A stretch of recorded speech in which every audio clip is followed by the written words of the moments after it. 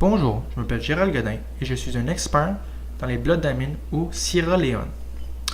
Les conflits de diamants, mieux connus sous le nom de Blood Diamond, est un terme utilisé pour décrire la violence que cause l'extraction minière des diamants.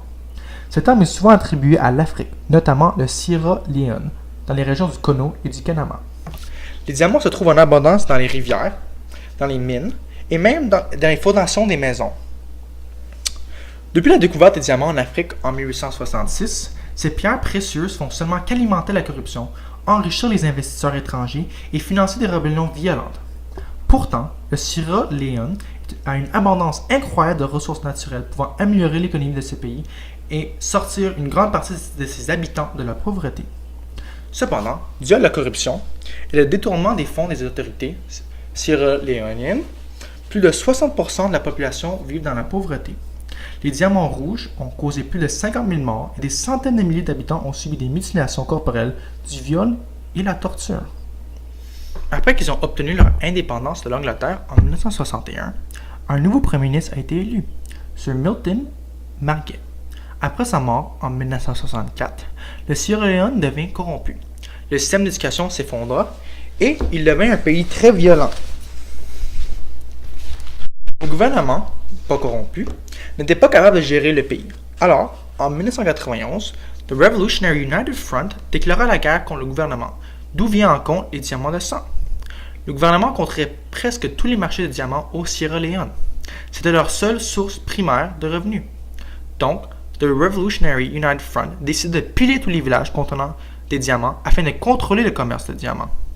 Pour cela, il fallait qu'ils utilisent des mesures violentes, tuant plusieurs milliers d'habitants. En contrôlant le commerce de diamants, ils ont pu financer leur rébellion, acheter des armes à feu et limiter le profit du gouvernement, d'où est venu le terme diamant des sangs. Pour les causes économiques, le Sierra Leone a toujours été un pays pauvre puisqu'il avait une dépendance extrême à l'exploitation des minéraux.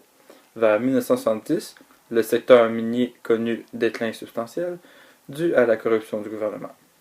Puisque les autorités contrôlaient les mines, ils vendaient les diamants à des investisseurs et ils gardaient tout l'argent sans leur donner aux habitants. C'était des actes dégueulasses et égoïstes. Alors le Revolutionary United Front est créé pour contrer cette corruption. En 1861, l'indépendance de l'Angleterre a donné le pouvoir au Sierra Leone.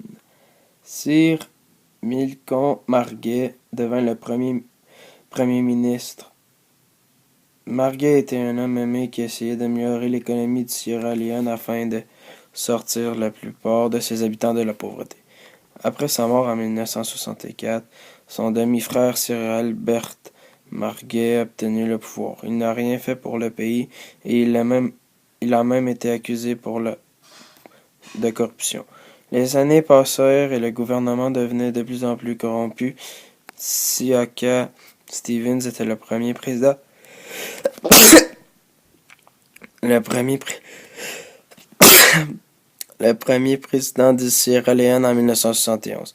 Il était un homme horrible, corrompu et violent. Il emprisonna et tua plusieurs de ses adversaires politiques pour gagner le pouvoir.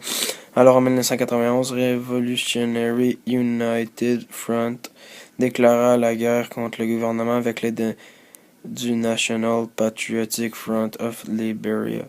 Il était des groupes violents voulant dire qu'ils avaient besoin d'armes à feu puisque l'exportation du diamant était la source primaire de revenus au Sierra Leone. Ils s'emparèrent de toutes les mines de diamants et prirent contrôle de tous les villages, d'où a commencé le concept du diamant de sang. Le Sierra Leone a une abondance incroyable de pierres précieuses et de diamants. Il peut être trouvé dans les terres, dans les rivières et même dans les fondations des maisons. Le monde qui avait peu d'argent, qui était pauvre, décidait de creuser des trous dans leurs maisons, car les maisons étaient créées de gravelle venant des mines. Autant que le diamant peut bénéficier l'économie d'un pays, les diamants au Sierra Leone ont tellement causé de violence que les autres le considéraient comme une malédiction. En 2008, plus de 46% des revenus d'exportation venaient